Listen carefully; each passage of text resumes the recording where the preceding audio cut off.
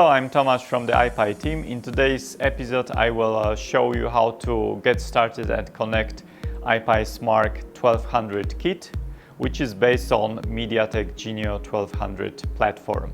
The kit is right next to me, and you will need to prepare for 5 things.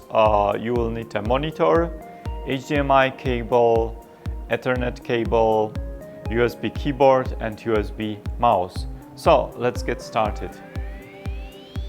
Okay, let's get started with the wireless USB keyboard and mouse, which we prepared here.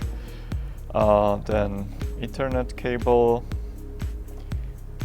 HDMI cable and power cable at the end. So the boot up will take a while, so let's wait.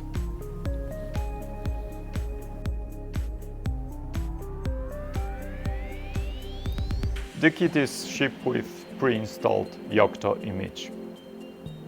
As you can see, the setup and boot up process is very straightforward. It only takes a couple of minutes.